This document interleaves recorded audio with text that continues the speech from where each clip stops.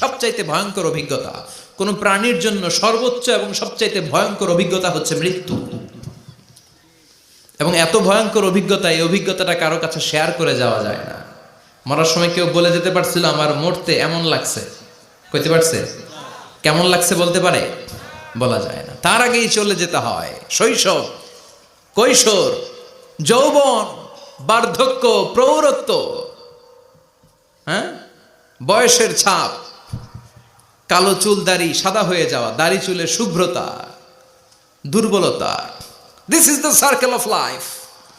ছোট্ট ছিলাম, বড় হলাম, সিঙ্গেল ছিলাম, ডাবল হলাম, তারপরে বাবা হলাম, তারপরে শ্বশুর হলাম, তারপরে নানা হলাম, তারপরে চলে যেতে হবে। This is the circle of life.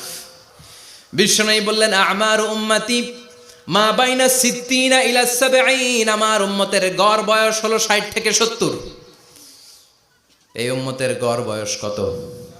60 থেকে 70। ওয়া আকাল্লুহুম মাইয়াজুজু জালিক, অল্প কিছু মানুষ আছে যারা 70-এর বেশি হায়াত পায়।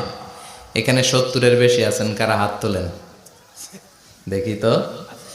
কয়জন? একজন, দুইজন, তিনজন। মাশাআল্লাহ, আল্লাহ আরো হায়াত দেখ, আল্লাহ এদেরকে আরো হায়াত দারাজ করুক। চিল্লায় বলেন আমিন। তার মানে আমার উম্মতি মা বাইনা সিত্তিন ইলা সাবঈন। বিশ্বনবী বললেন এই উম্মতের গড় বয়স 60 থেকে 70, আর 70-এর বেশি